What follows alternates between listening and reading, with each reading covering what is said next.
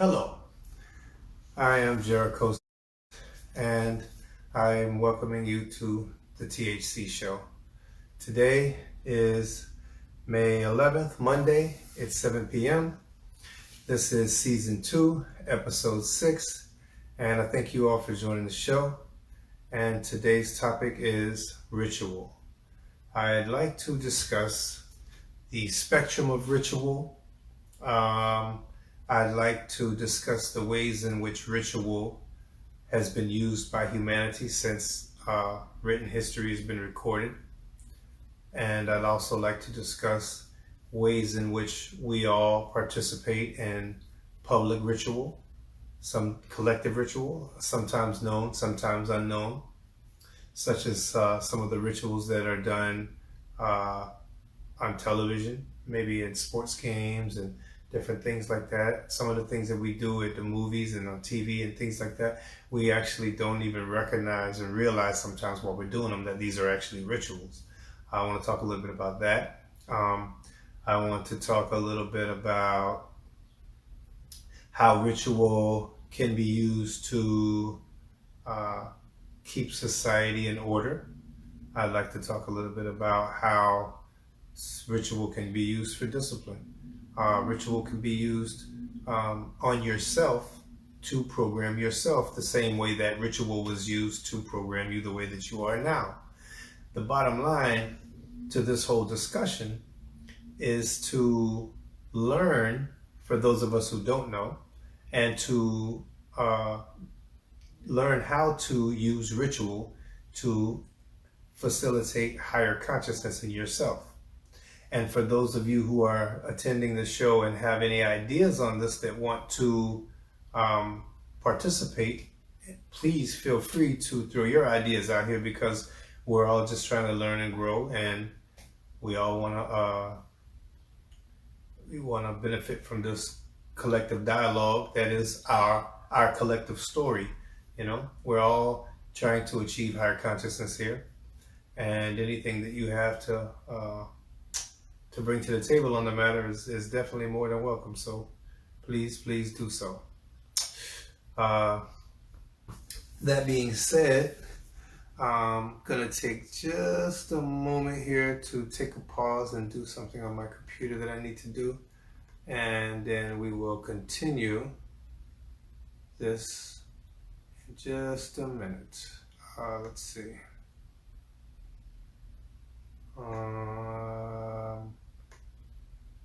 Okay. So, I think one of the first things that we want to do is we want to talk about the ways in which ritual has been used historically. Historically, ritual has always been something that was that was in the realm of the shaman or the priesthood or the clergy or the medicine men or women of the village or the tribe. There's always been some form of coming of age rituals, and these were usually prescribed by the elders in the village, or even the clergy and priesthood. Once again, you know, there's a coming of age ritual in most societies. In our society, at least in the United States, there are many different rituals and that are coming of age rituals, and I'm not sure that they facilitate the same end result that some of the coming of age rituals facilitated in other societies prior to ours. But we all have them, and the functions that they serve, you know, like I said, varied. But what I'd like to do is talk about some of the rituals that we all experienced coming up that that programmed us to be a certain way, to recognize things a certain way, and to become. It's like almost like well, for one, like social order is facilitated through the use of ritual very often. Like even something as simple as shaking hands. When you see someone, you shake their hand. That's just a ritual. and it's a ritual that kind of organizes society and social, and social settings. Even if you just to meet somebody, you give them a mwah, mwah, or you give them a hug, or there's so many different ways that we do things on a daily basis that are actually ritualistic behaviors, that are not necessarily ceremonial, but they're ritualistic in a way that they are programming us. So the same way that we have been programmed by ritual, some of the things that we've used ritual for, some of the things that we have become because of ritual are good, and some of them are not. So what I'd like to do is discuss and talk about ideas that any of us may have, including me, with regard to taking ritual and empowering yourself to use ritual to program yourself the way you want to be. So here's a good example.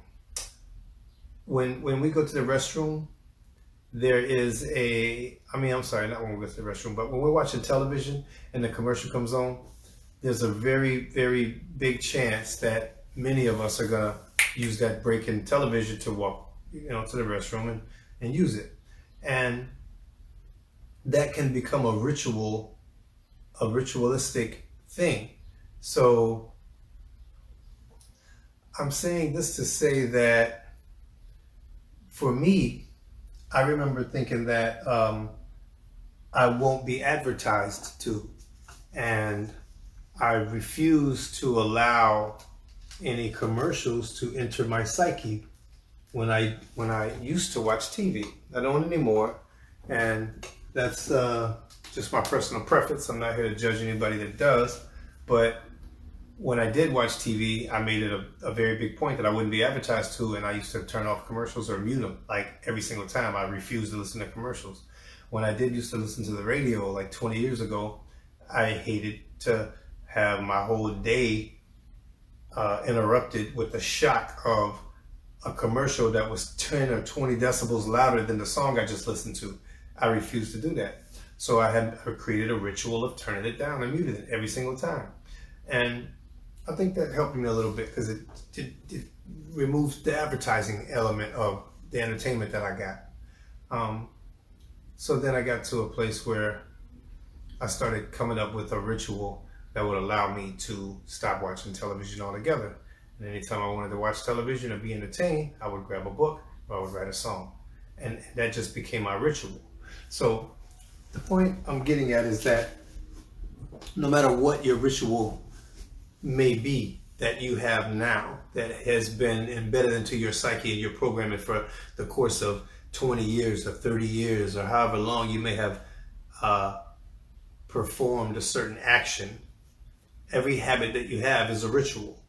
So if you have habits that you are trying to discontinue, then creating a ritual is the key, or could be a major key, in allowing you to overcome the habit.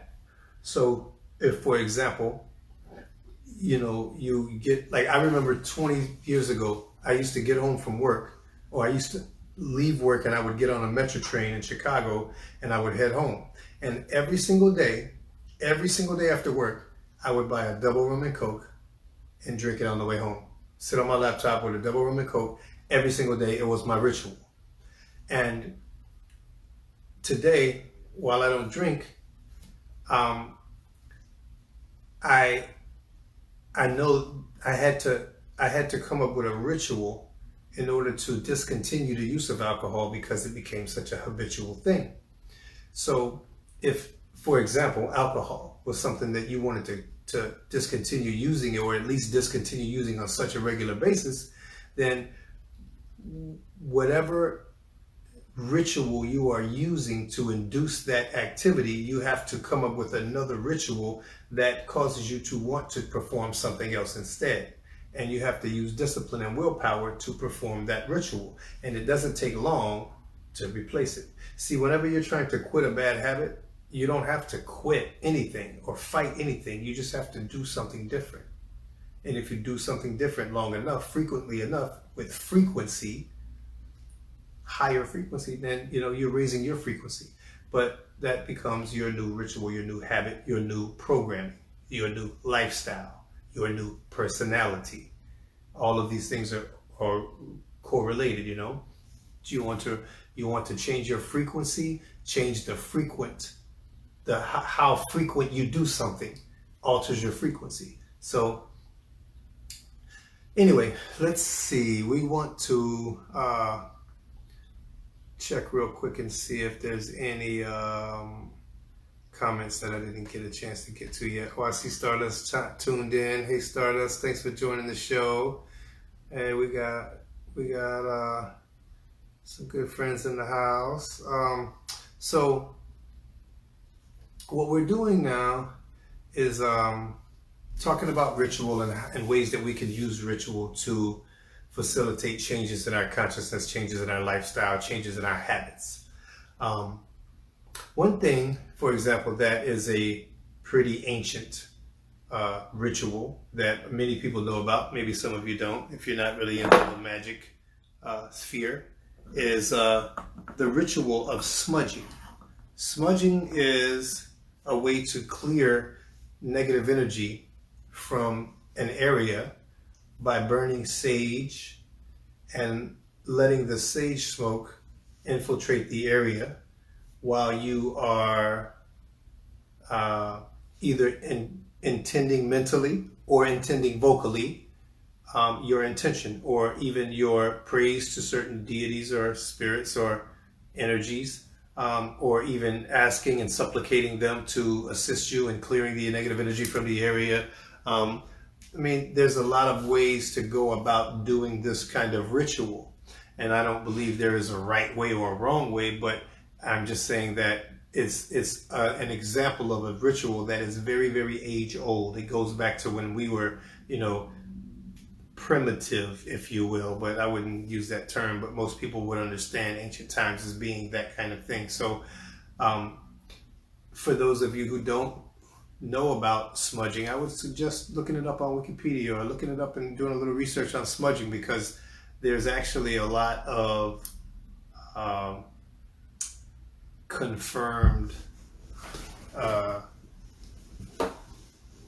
experience from me personally with the use of smudging to clear a space, especially when you're clearing the space of negative energy for ceremony, for a ceremonial purpose. If you don't have access to sage, which most people can get at your local, you know, crystal shop, or you can even order it on Amazon, Wish, wherever you shop at, you know, you can probably get it anywhere like that. They probably even sell it in most Walgreens and CVS's now. You know, I've seen it in a lot of places like that. There's also a special wood that is from South America called Palo Santo, and I guess it's named after St. Paul, and it has literally the most aromatic smell from a wood that I've ever smelled burning in my entire life. I love the smell of it. It smells so good, but it also has been used in a traditional sense to clear negative energies from a space, or also to use as an incense as well, but it can also be used in place of sage for smudging, and so can other substances as well. It must be stated right here that there is no right or wrong way, in my opinion at least, to execute ritual. If I think that someone rolling up some toilet paper in a knot and burning it and smudging with that could be just as, if not more powerful than someone smudging with sage. It's really more about your intention and what the ritual is actually doing to your thought processes and your psyche and your programming, because that's what it's really all about. Hey, I see my girl Lauren join. Good Lord. What's up, girl? How you doing? Really good to see you. That's my old roommate, y'all. I miss you, girl. Oh, my Chicago peeps in the house today. It's good to see y'all, man. So Tanya said, I instantly think of my need to cut the cord with someone who no longer serves me. Well, she said, what kind of ritual would you recommend? Yeah, and Palo Santo's her favorite. Yeah, mine too. Well, to cut the cord with someone who no longer serves you, I suggest a cord cutting ceremony. You actually can do a ritual where you take a ritual knife, which is called an athame, athame, like this. This is a selenite athame dagger, if you will, or you can even have like a crystal wand knife.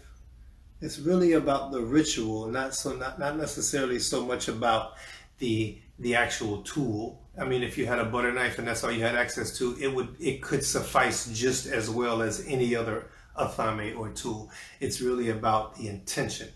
But having things that represent what you're intending make the ritual more powerful in your mind, and that's why I use certain tools, and many other people do as well. But you can, in a ritual, use an athame to cut the cord that you're talking about.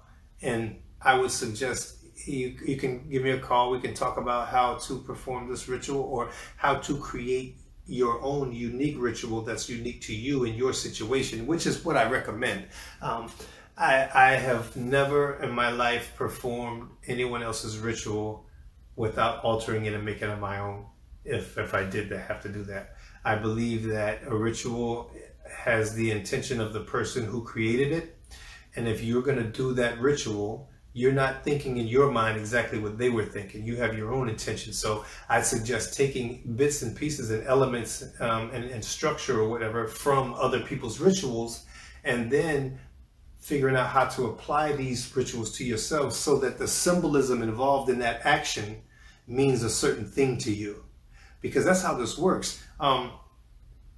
See, ritual is like this. It's a powerful tool to program human psyches, and it's something that I would advise anyone who is interested in higher consciousness to study. Not necessarily anything magical or this or that, but to study ritual. Just study the people the philosophers and the geniuses who have came analyzing humans and our ritualistic behaviors and practices, and who expound on that and talk about that so that we understand how ritual works and how it works in our psyches and how we can program ourselves with it. I think it's very, very important for people to understand that, because the more you understand about how ritual works, the more powerful your own rituals will become, because your intention will be a lot more precise, and it will hold meaning. The symbols that you use will hold more meaning than they would if you don't understand these things with ultimate clarity. So, Tanya, if you have someone that from your past that you would like to cut the cord with, then I would suggest doing a cord cutting ritual. And the very act of ceremonializing your intention is, I want to cut this cord, I want to get this person out of my heart, out of my life, out of my mind. Okay, so you need to do something that to you says God is here, or the spirits that I want to be here, my ancestors, I mean, whoever your higher ups may be. You want something that signifies to your mind, signifies to your autopilot, to your programming, signifies to your autopilot that what you're doing right now is being recognized by my highest good, that my highest version of myself, by God, by the gods, by the spirits that matter, that any being that has anything to do with my consciousness, and it's in the welfare of my consciousness, needs to recognize in this act that I'm doing right now that I'm cutting this cord. Just the very act of saying that and doing that has an effect on one's psyche. Whether you realize it or not, it does. See, when you go to church, or when people say they go to mass and they do, there's a ritual being done, and this ritual may have meaning to the priest. That's a certain thing that goes on in his head when he sees this collective ritual being performed by everyone in his church. But what about that 5-year-old kid, that 7-year-old kid that's there with their grandparents, and they don't really understand this religion, they don't know anything about the Bible, they're just doing this ritual? What does it mean to them? Probably not much. But they are doing the ritual, and in a collective manner, they're giving their power to the ritual as a whole. So the more people that you can get to attend the ceremony of you cutting this particular cord, the more powerful it will be in your psyche. It doesn't mean that there's actually more power being given to the cutting, because the cutting is simply a decision in your mind that that cord is cut. But you have built up habits of emotion and habits of feeling and thinking a certain way about this person, that things can trigger a certain feeling or a memory or a vibe or a vibration, you know? So when you have this powerful of a ceremony with several people who care about you, who love you, who want to help you get over that connection and cut it, you have 5 of your closest friends that all get together. You don't have to have any plant medicines. You don't need anything like that. You don't have to have any. See, people think that that ritual and ceremony has to require something that's mind altering, but you actually don't need anything like that. You just have, I mean, you can use some of these things, but you don't need them. You just need to make a decision and back it with symbology and back it with symbols. A symbol of this is done there. It's happened. It's just like getting married, you know? When I do thee wed, that very phrase, that's a ritual. Why is that? Why does he have to say that? Because it takes away the power of creativity here. It takes away anyone's power to disagree with exactly how this has to go down. And if everything's done by ritual, then it keeps a certain social current moving, and that's how we keep societies together. But when you are in a toxic society, or when you are in a toxic community, and the rituals there are keeping a toxic social order in place, it might behoove you to do rituals that will allow you to be different, to think outside of the box, and to live outside of the box. And this is where witches and shamans and magic practitioners come in, because they might not want to bow down to the social order that they live under, and that maybe even their family adheres to and their friends adhere to, but they might not want to be beholden to that. So they do rituals to take their own mind out of the grasp and grip of that mental construct, which is what I personally have done in my life. So, and I can't recommend for anyone to do a certain thing, but if someone wanted to follow in those footsteps or follow in that path and learn to step outside of the mental constructs that we were all engendered with growing up, there's ways to do that. And it doesn't have to require anything necessarily of the spirit realm or contacting beings, or it doesn't have to have anything to do with plant medicines or any mind altering substances. It's really just a matter of, it can be simply a matter of meditating on something and creating and performing a ritual that you create. This doesn't have to have anything to do with any religion or any faith. It has to do with your mind and you creating a ritual. Think about this. When you wake up in the morning, your teeth are white. If your teeth are white, it's because coming up as a kid, you were taught a ritual called toothbrushing. It's a ritual. I mean, toothbrushing is a general practice, but you have your way of brushing your teeth the same way every time, just like most people do. And it's a ritual. So ask yourself something, what would you like to do? What would you like to be a symbol of you cutting the cord? And it doesn't have to be like anyone else's cord cutting ritual. It could just be your own. But I would advise to go online and type in cord cutting ritual and read the first 2 or 3 tangents that you come across and see where it takes you, and it'll give you ideas on performing your own ritual for your own cord cutting ceremony. And I guarantee you, if you do this, you will be free. And the only person that can set you free is you doing a cord cutting ritual. And it doesn't necessarily have to be called that, but it takes something like that in order to free your mind and free your heart. Let's see. Tanya said, I've never understood ritual so clearly as now. Thank you, such a powerful tool. Well, I'm so glad that, you understand it better now, and I hope that you even, go further. Like, I tell you what's a really good thing to do, man. And I know that Wikipedia has a lot of misinformation about a lot of things, especially when it comes to political things and whatnot and big pharma. But when it comes to philosophy and when it comes to like things like abstract thought and things like that, like ritual, like the Wikipedia entry for ritual and ceremony are actually really, really thought-provoking reads that I would suggest people read after the show, maybe if you want to get more into this. Let's see. Whoa, wait, where are the rest of the comments at? I can't see them all. Oh, that sucks. Okay, so long story short, a couple of other things that I wanted to touch on. Well, for one thing, Tanya, if you have any, I see Brianna Monso joined the show. She said, hello, Brianna. Thank you for joining the show. Appreciate you for joining in from out there in California. And we hope that you enjoy this conversation we're having about ritual. Anyone who wants to join into the conversation, please post it in the comments. And as soon as I see it, I will definitely remark and say something to you. So, ritual and ceremony are actually. Let's see. Where we at now?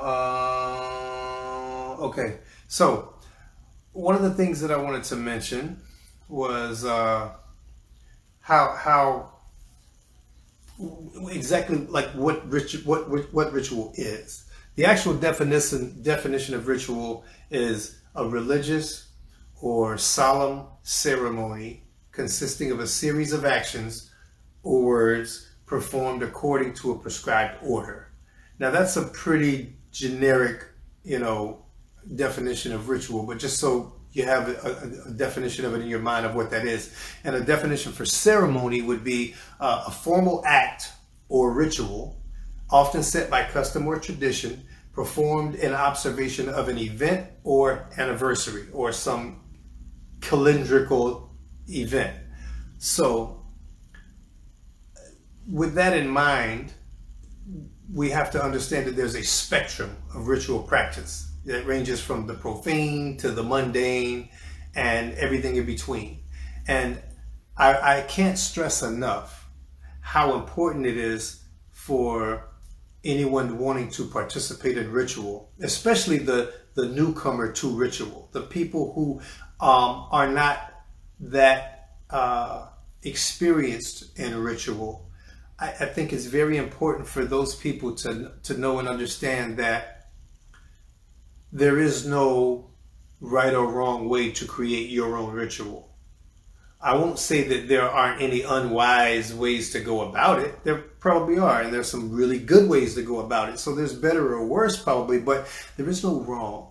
I don't like to use that word when it comes to magic and when it comes to ritual or religion, or ceremony, because it's really about your psyche and it's really about your use of the law of attraction and what you're focusing your consciousness on. So whatever symbol will be the most powerful symbol for you to use to make you focus your mind on what you want to focus your mind on, that's the right way. And that might not be right for me. My way might not be right for you. Maybe maybe an athami is something you would never cut a cord with. Maybe a dagger is something, Tanya, you might never cut a cord with. Maybe you would only cut a cord with scissors. So in your ritual, maybe you'll need a pair of scissors.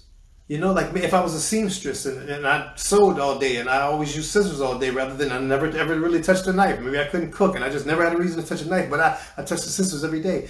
That would have a more powerful symbolism to me. So maybe in my ritual, I would use a pair of scissors and cut an actual cord, take a string, write his name on the string. There's a lot of ways to go about doing a ritual that cuts the cord on a past, romance or a past friendship or whatever. There's ways to do that. I've had to do it myself. I probably need to do a few more just, because that's a good thing to do when you're moving forward in life and trying to grow and rise in consciousness. Some friends are forever and some are for a season and some are for a reason. And those ones that are just there for a reason, they're still trying to hang on, you got to get rid of them. You don't have to get rid of them, but if it's something that you have moved past and they're keeping you focused on something you don't want to be focused on anymore, then it makes sense to to cut the cord. And that's just that. So, you know, all ritual is characterized in some way by a form of ritual. So, I mean, by some form of symbolism. So making something a symbol for something that you want to take action on is what ritual is about. Making a symbol. So you want to cut a cord, get a symbol of the cord and get a symbol of a tool to cut it with, put that together into your ritual, and I'm pretty sure you'll be okay after that. If you have any questions, you know, you got my number, call me, hit me up anytime, and, you know, we'll set up a time when I can sit down and talk to you a little bit more about it if you need my help on this. If not, then good luck with everything, and I'd love to hear how it goes after you're done with that. So now back to where I was. So let's see. I mean, you know, another thing I meant to mention too when I was talking about ritual was that, you know, when we were kids at school and we had to stand up and say the Pledge of Allegiance, we were participating in a ritual. And, you know, there's 300 million people in the United States when I was a kid. And 300 million people all participating in a ritual every morning, that's a lot of power. It's a lot of consciousness power being directed into the United States government, the United States as a country, you know. Even like every football game, the Star Spangled Banner being sung, everybody standing up at attention to it, you know.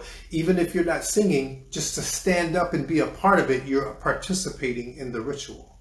And that's what a lot of people don't understand, how many times a day you participate in ritual that you don't even think about that this is ritual. Every single, like, you know, honestly, if someone cuts you off in traffic and every time that happens you do this right here, that's a ritual. That's your ritual of saying fuck you. It's a symbol to say you cut me off, you dickhead. You know what I mean? So bottom line I'm getting at is that it's really, really useful to start understanding ritual and start paying attention to how you participate in ritual.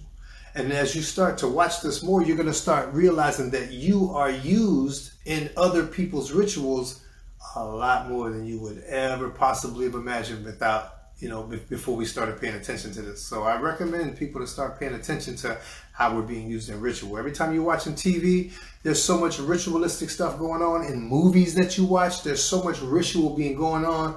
You have no idea. I mean, and there's a lot of magic going on TV and movies and sports arenas and things like that people are participating in it. They don't even realize they're participating in it. It's really crazy. But it's real. So just pay attention. So let's see. Stardust said Muggles call them routines or schedules. I call them rituals. Right? Exactly. Muggles. I love that word. Stardust said candles are wonderful for rituals. And candle magic, and I agree. I mean, I can't imagine personally having a ceremony without a candle. I mean, if I have no other choice, but I kind of want a candle there just to represent the element of fire. If you're going to use all four elements to be represented at a ceremony that you do. I always recommend to people doing ceremonies to call in the elements, because elemental energies can really be of great assistance to humans who are trying to see their intentions come to fruition. So Stardust also said, Tan, use the fire element to assist you in letting go of what's holding you back. Ask your spirit guides, God, your ancestors to help you. Exactly like I was just saying. You know, that's a really good idea. So I would suggest talking a little bit to Stardust, Tatan, about the rituals that you're trying to perform. I'm pretty sure she'd have some ideas to help out on that. So let's see. Well, one of the, like, so basically, we're using the law of attraction 24 hours a day. Anytime we're thinking a thought, which is all the time, sleeping or not, anytime you're thinking a thought, you're using the law of attraction. So why not, we love you too, Tom. She says she loves you guys. So why not use the law of attraction deliberately more often than you're using it without intention and without deliberate purpose? And the way to go about using the law of attraction on autopilot is to reprogram your autopilot. And the best way to reprogram your autopilot is through ritual. I'll give you a good example of why this kind of thing is important. Let's suppose when you were growing up, every time your mother made a mistake and your father made a mistake, they would say, damn it, I'm so stupid. Why did I do that? If you heard your mother say that 1,000 times while you were growing up, how likely is it that whenever you make a mistake, you say the words out of your mouth, damn it, I'm so stupid, why did I do that? Now, you're giving voice. Every time you do this, it's like a ritual now. And it's a powerful ritual that you may not realize is a self-defeating powerful ritual, because you're saying the words out of your mouth, I'm so stupid. Now, you might not want it to be true that you are stupid, but the actual vocalizing of such a statement, especially with emotion behind it, and if you just did something stupid that made you mad, you say, oh, I'm so stupid. You're pouring emotion, negative emotion, into the fact that you're stupid. I promise you that can't help you. I promise you that's not a good thing.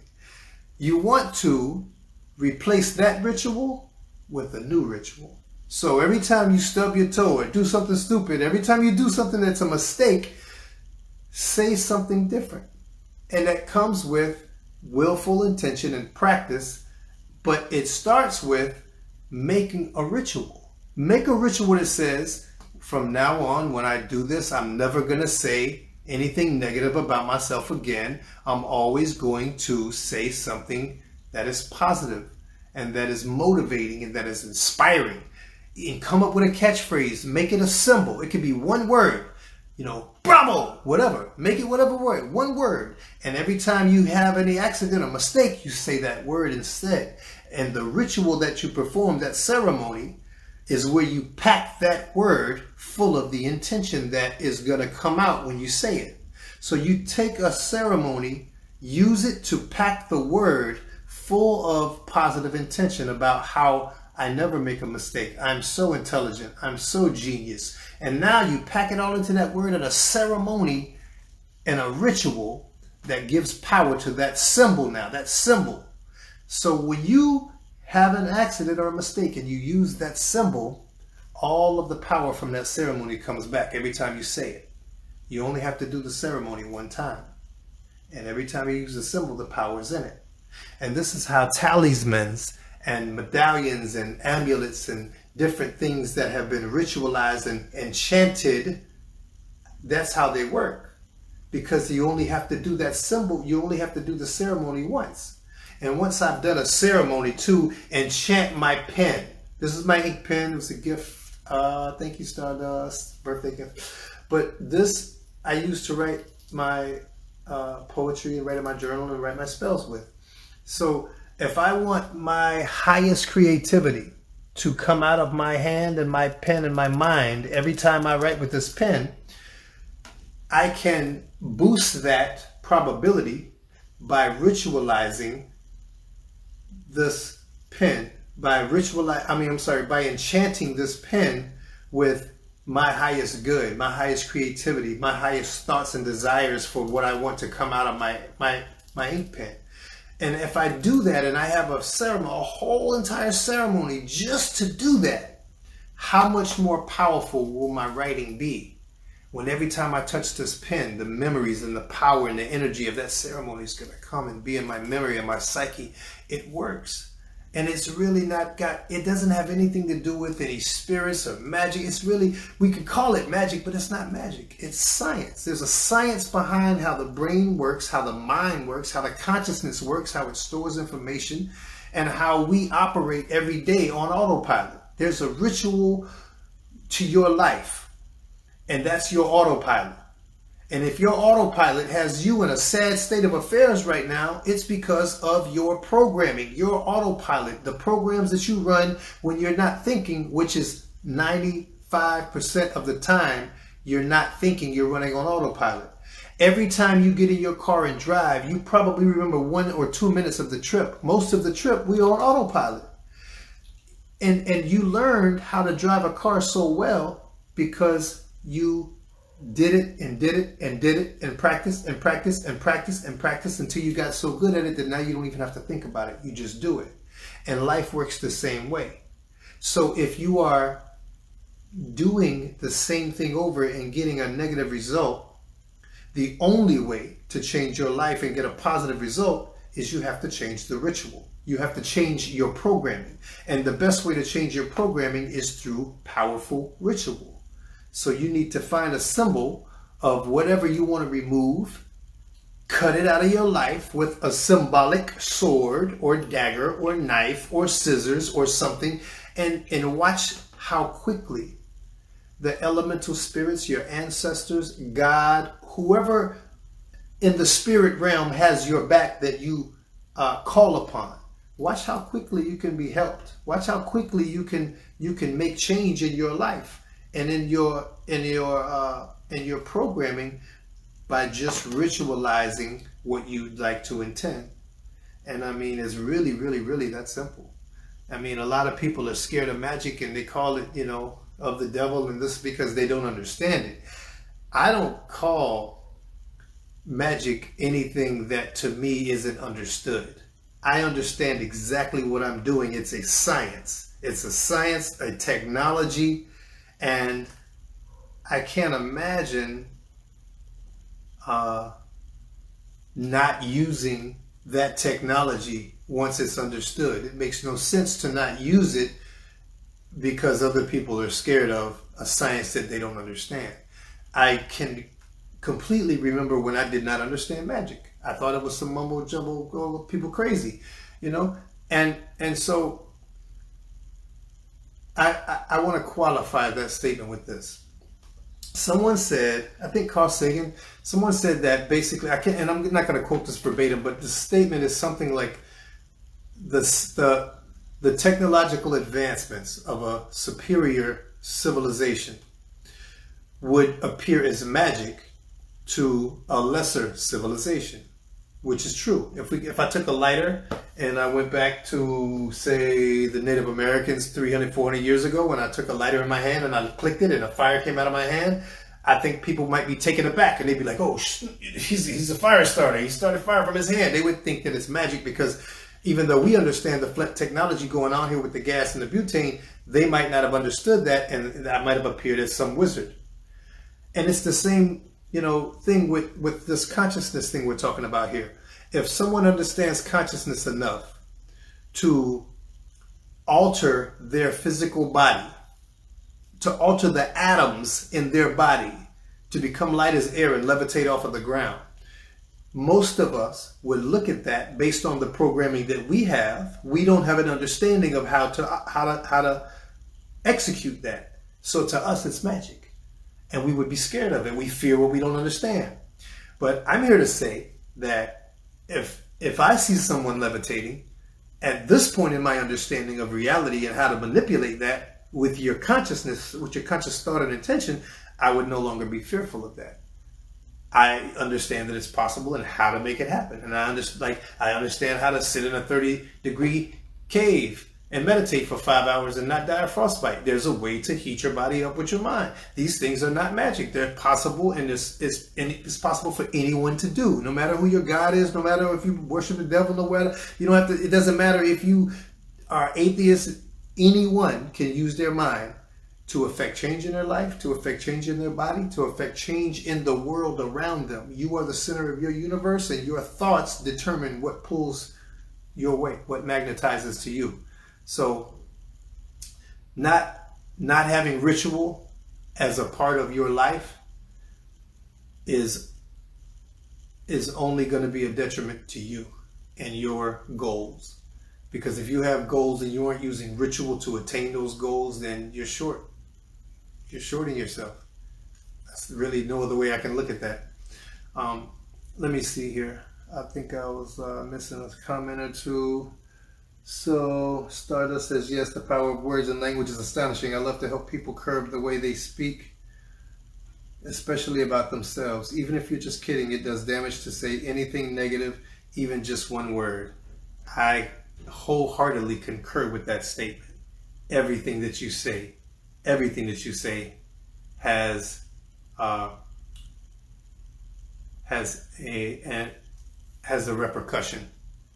There's going to be a consequence for everything that comes out of your mouth, whether it's good or bad, and whether you know that or not. You don't even, whether you believe this or not is of no consequence. There is a certain construct of the matrix and of reality, And the human consciousness and what it does and says has an effect on that matrix, whether you believe that or not. So if you don't understand that that has an effect on the matrix and on reality, before you laugh at it and say, oh, that sounds crazy, try to understand it. Do some research into how that's possible. How is it possible that the consciousness can affect reality? Well, I know one of the things I've talked about on my show before that may put this in proper perspective is there is there's a Japanese scientist who did some experiments using water. And I've talked about him on the show before. And it's been called pseudoscience and all of that, but it's not pseudoscience. You can do this in your own home. Go get you a microscope. It's not hard to do. This was Dr. Masaru Emoto. Masaru Emoto. He did some experiments exposing glasses of water to various words, pictures, music, and he would write "I love you" on a glass or "I hate you" on a glass, and the water would be from the same source, so that the molecules in each glass should look similar or very, very much alike.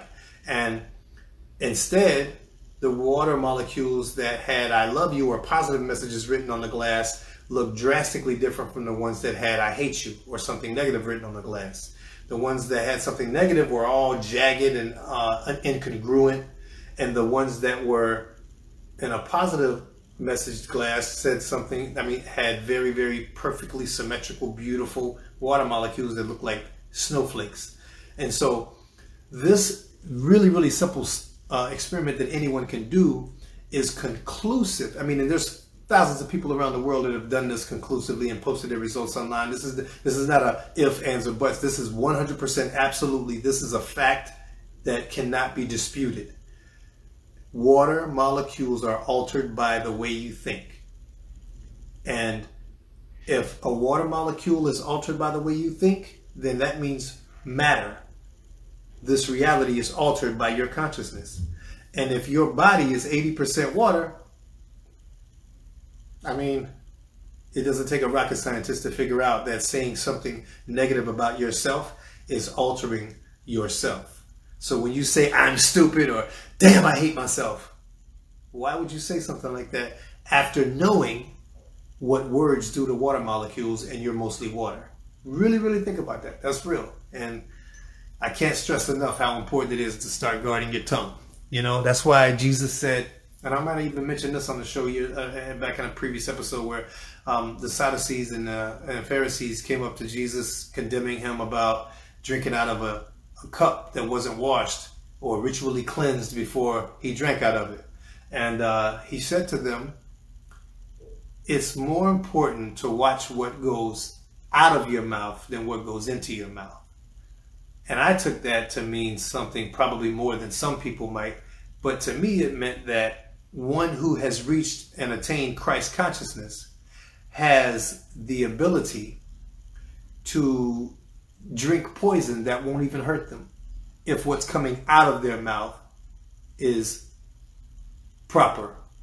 And I believe that. I believe that Jesus probably, could have. Someone who has attained Christ consciousness cannot be harmed by anything that they don't want to be harmed by.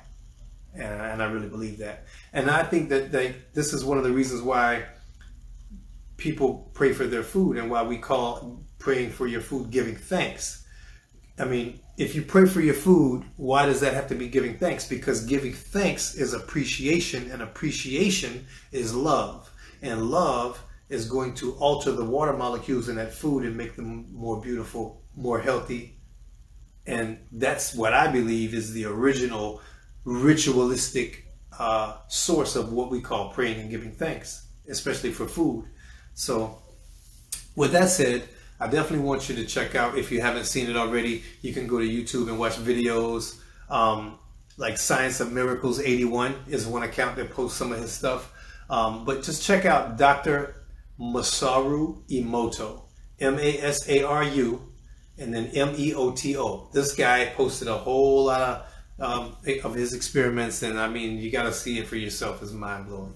And it's one thing to see his, But if you got a microscope at home or access to one or got somebody who got one or can get one cheap, like go get a microscope and do this experiment for yourself, because there is nothing like seeing scientific proof for yourself. What that can do for your psyche, what that can do for your understanding and your programming is phenomenal.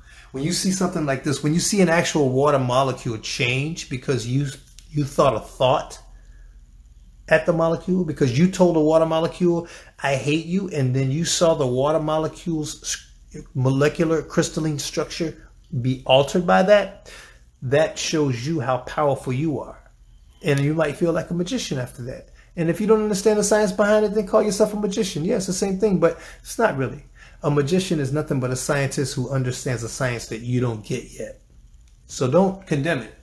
I'd say get with it, personally. But anyway, that's another story. I definitely wanted to just bring that up because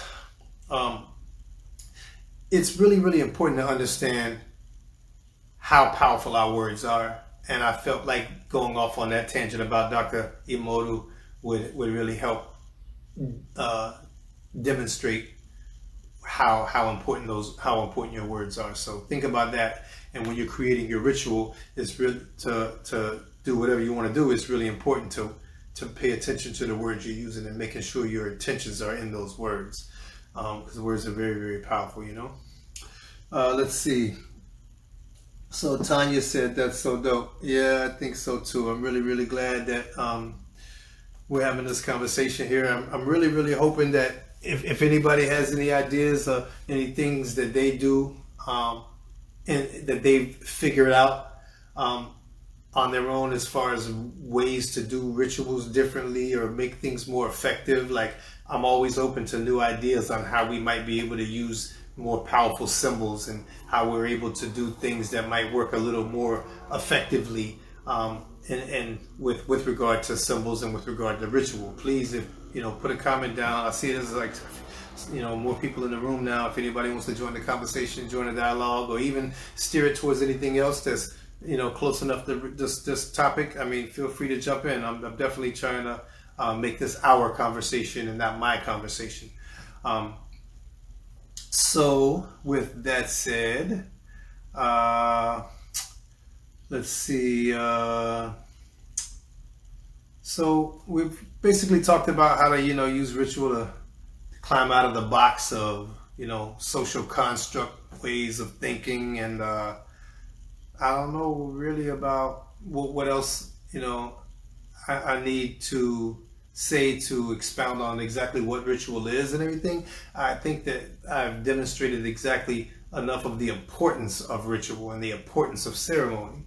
And I wanted to do this because I hope that many of you who have not been able to attend and watch this later, but also everyone who's attending right now live, I hope that everyone is able to come and tune in next week, same time, 7 p.m. Eastern, because I will be having my beloved Michelle Renee, who is going to do a cacao ceremony live on the show to demonstrate to people who might not be so ritually inclined what an average ritual might look like.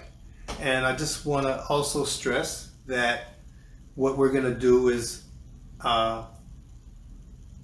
one way and not the way, and that there are other ways and other avenues and other symbols and different elements to be added and taken away from any ritual.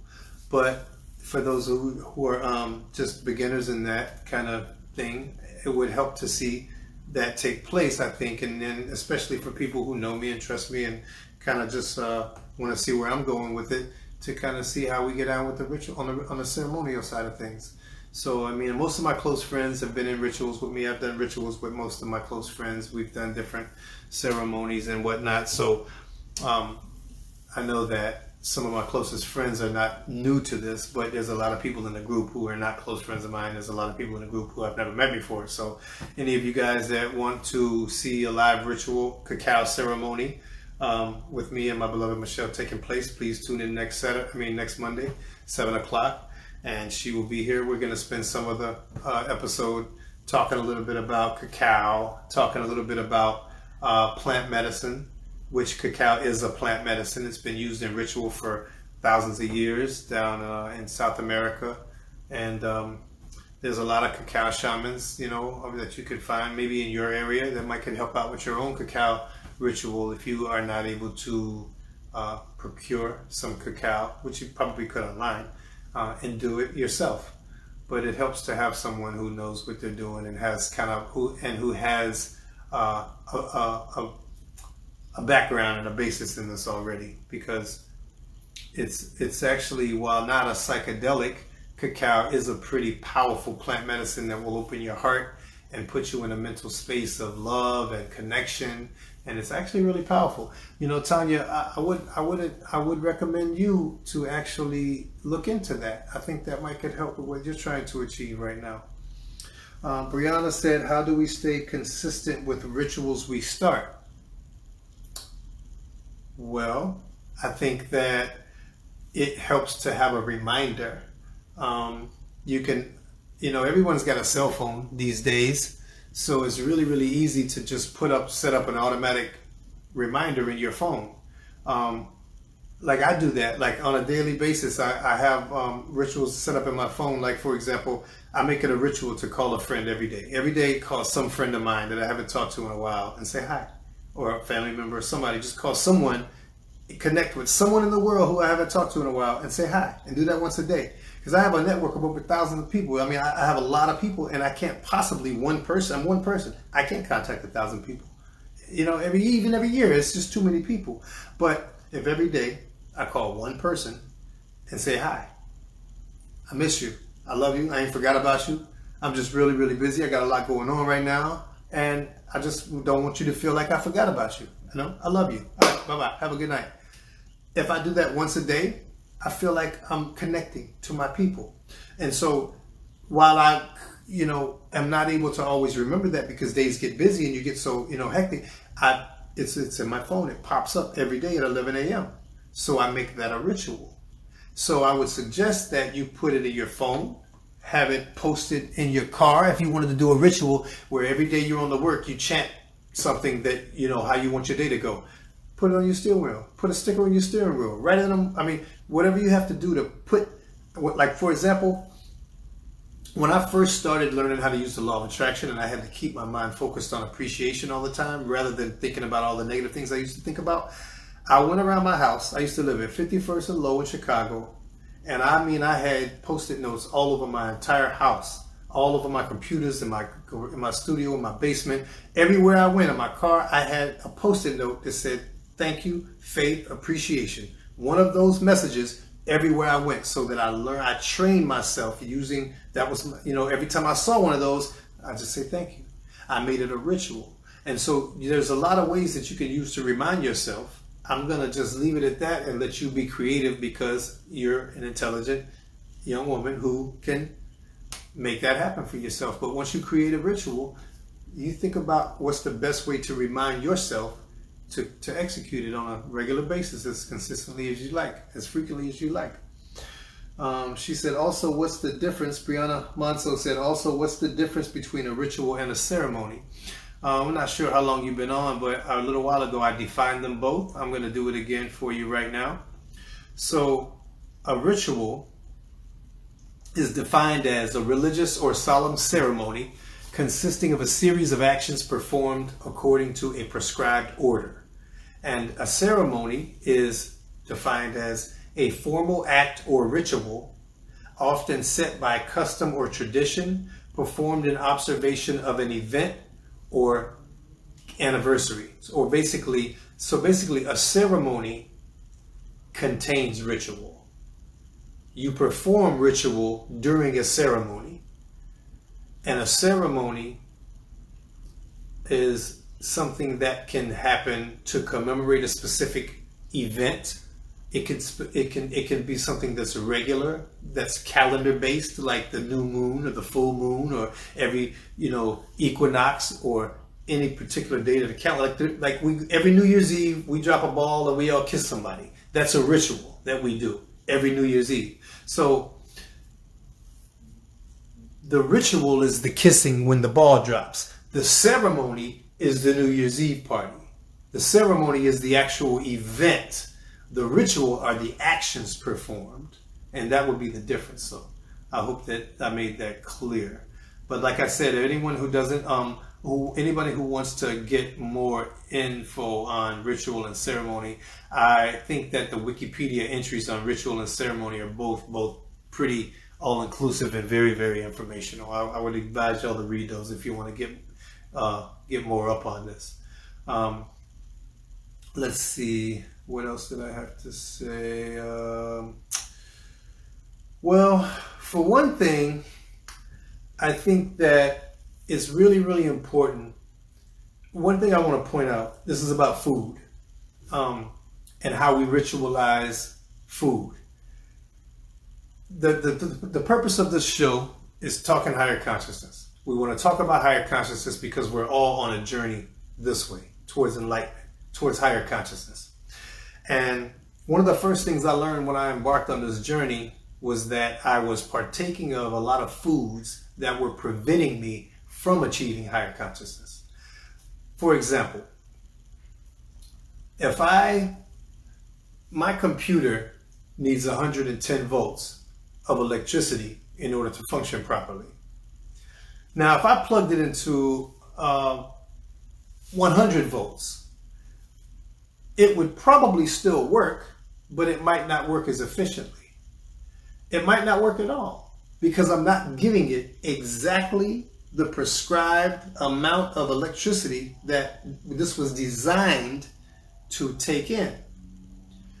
Now, I'm not aware, and I'm not sure that anyone on the planet is aware of the exact proper diet that would work for every single person on the planet. I think that this is something that everyone's a little different. We all have different chemistry. And, you know, some people are allergic to some things and this and that. So I'm not here to try to say what's right for everyone. What I'm here to say, though, is that for me, some things are just not designed for my body.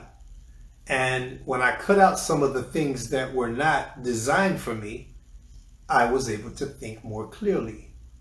I was able to meditate more focused. I was able to not be as distracted and scatterbrained when I was sober and trying to focus my intent in meditation. So I feel like when you take out the things that are poisoning you, then your computer is going to run more efficiently. And if your computer is running more efficiently, then your consciousness is higher. So one of the biggest things that's necessary for people who are going to achieve higher states of consciousness is overcoming the bad food habits that we have attained because of ritual. For example, white sugar, anything distilled is pretty much not good for you. For example, white sugar, white flour, any breads made from enriched white flour. See, a wheat berry is not dangerous to you.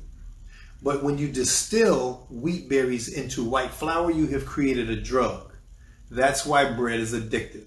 And if you don't think bread is addictive and you eat bread, try to go 2-3 days without eating bread. And watch how addictive bread is. Not all bread.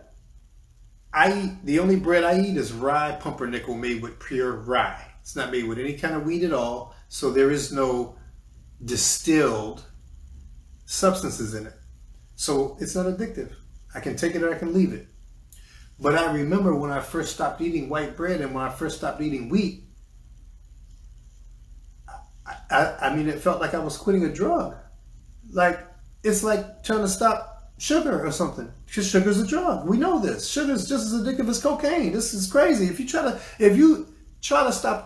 go 3 days without eating sugar and watch how you feel and watch how your body reacts. Like, you might even get a headache because we're all, in this country at least, so addicted to sugar. It's in everything we eat. High fructose corn syrup is in almost all fast food, and many of us eat a lot of that. So the bottom line I'm getting at is that when we're able to cut out some of these distilled substances and get our body on track with proper nutrition that is not toxic, and that our body is going to operate at its maximum efficiency on, you're going to notice how easy it is for you to think. How much easier it is for you to think and not be distracted by ADD-like symptoms, which I feel are induced a lot by some of the things that we intake in our diets. Probably some of the electronic stimulation too from TV, and the way that commercials change every 3 seconds and how scenes change every 3 seconds. I think that has something to do with the advent of ADHD and ADD, but that's a whole nother topic to go off on. What I was trying to get at was that if people have bad eating habits like I had, one of the best ways to beat those habits is to reprogram yourself with ritual, and coming up with a ritual that you use to take your mind off of the addiction and focus it on something else that replaces the addiction. It's like you don't have to fight that, you just choose something else. Fighting something only makes it grow, but loving something new, now there's an idea. I suggest people take a look into that. If you need any help or any questions about anything like that, I can give you what I did and what worked for me. That's the best I can do. And I mean, if I got any ideas for how people can help themselves, quit certain foods, quit certain substances, all I can tell you is this here. Everyone who knows me, I got several friends in the group right now. I got everyone in Chicago that knows me, who's known me well. I lived up there for 22 years, knows that I've spent more money on alcohol than most people you'll ever meet in your life. I've spent more money on weed and different substances than a lot of people even ever had the luxury to do. And so there is no one who could tell me anything about addiction and how addicted they were to something. I've been addicted to a lot of things. I was even addicted to sex in a way that I never thought I could overcome. But there's a way to use ritual and ceremony to overcome any addiction. Anything can be overcome. If I can do it, anybody can do it. Now I'm at a place in my life where I don't do any drugs. I don't drink alcohol. I eat nothing but a pure vegan, raw, not always raw, but mostly raw vegan diet. I eat really, really good, healthy food that keeps my mind thinking. I wake up every day at 4 o'clock in the morning feeling like $1,000,000 right now. I feel like a 5-year-old kid when I wake up sometimes. I'm so happy and ready to start the day because I'm not putting anything toxic in my body. Now, if you had told me 15 years ago that I would be at this state, I wouldn't have believed you. I'd have laughed you out of the kitchen because 15 years ago, hell, I would have ate some fast food. Well, maybe not 15, 17 years ago, I would have ate some fast food. I was still eating Big Macs and, still drinking milk and still eating dairy, still putting things into my body that I feel now are toxic to my body. But I'm just trying to say that there's a way to end these habits, and ritual is the key. And that's why I made the topic of today's show ritual, because I wanted to bring this to the attention of the people in the group who might not be privy to this information. And so that next week, if you guys all tune in, when my beloved Michelle is going to join us on the show, and we're going to have a ritual ceremony, a cacao ceremony. And I hope that you guys all join the show, and we'll talk about how you guys might be able to perform this, use cacao as a plant medicine for your own rituals at home. And one of the reasons that I wanted to use cacao as a ceremony that we do on the show is because some of you guys and some of us are in places where some of the plant medicines that we might want to use in ceremony are not legal. And the last thing I want to recommend anybody to do is something illegal. I don't want anybody to end up behind bars because of some words that I said. So cacao is something that is legal everywhere on the planet. And it's not psychedelic, but it is a plant-based medicine that will alter your heart and alter your mind and put you in a very, very relaxed, loving state. So I would recommend getting some and trying to do your own cacao ceremony. But if you want instruction on that, tune in next week. Same bad time, same bad channel, and we'll get you some instruction from a professional cacao practitioner who has shown me more than once that cacao is powerful, and she's a a plant medicine, a mother goddess that's here to help. So I'd like to, introduce that to you guys. And let's see. Oh, you're welcome, Brianna. Brianna Monso said yes, thank you. So you're welcome. And Tanya said, let's see. Stardust said, I recommend writing things down. Set reminders on your phone. Put post-it notes everywhere. Oh yeah, I just read that, but I said the same exact thing. I agree 100%. And then Stardust said, I helped you quit smoking tobacco. And I must say, you did have a hand in that. You badgered me for about a year while you were working for me. Yeah, Stardust definitely did quit smoking about a year and a half before I did. And every single day, every time I lit up any tobacco, I definitely had to hear it from her. But, speaking of tobacco, what actually made me quit, the final nail in the coffin that made it possible for me to quit, was a ritual ceremony. Actually, Stardust was present. And two other friends of mine in Chicago. Four of us was all together at a new moon ceremony. If I'm not mistaken, it was the 5th or the 7th of January last year, 2019. I believe it was January 5th. It was a new moon. And we did a ritual. We were on plant medicine. And, I did a ritual off to the side by myself. And I basically made the withdrawal symptoms leave me so that when I didn't smoke, I wouldn't have the withdrawal symptoms. My synapses would connect properly, and that's what happened. And after that ceremony, I had a pack of cigars sitting on my dresser for like 3 months, and I never touched them. And I never, ever, ever wanted to touch them because the ritual that I did had so much consciousness power behind it that it worked and it made it go away. So I'm just saying that to say that it's possible. If it's possible for me, it's possible for anybody. And I always have some ideas, if anybody needs some assistance with trying to overcome any habits or anything. I can't promise any miracles, but I definitely know that I can assist as best I can. I'll give you some ideas and you can, run with it and do your thing, Sorry, I forgot to turn the light on a little while ago. But, so we've been on for a while now. It's about a little bit over an hour, and I'm thinking I'm going to wrap it up pretty soon because we do need to wake up early, and it's getting close to my bedtime. So I would just like to say thank you to everyone who joined the show. I love you guys. You guys are the shit. Thanks for joining the show. And be on the lookout for my new music I got coming. You guys can check me out at patreon.com/Jericho Spitz. I hope you guys can, patreon.com/Jericho Ros. That's J3richo and then ROS3. So it's Jericho Ros, but put threes for the E's. And I appreciate it if you go there and you can become a patron and help sponsor the movement and sponsor my podcast and what I got going on right now. I'm getting back into the studio, working on a new album project. I scrapped the Jericho Spitz LP, and I got a new project coming. I can't even tell you the name of it yet because it's very unique and I don't want anybody to steal it, so I'm not going to say the name of the album until I drop it, but it's dope. And I'm going to have a lot of love music on there for you guys. It's going to be all love and positivity and consciousness. It's going to be no more conforming. It's going to be no more that I'm done with anything that's not coming from my heart. And my heart is all love. And that's all I got for you guys. So I just want to say thanks to everybody who's been supporting my movement.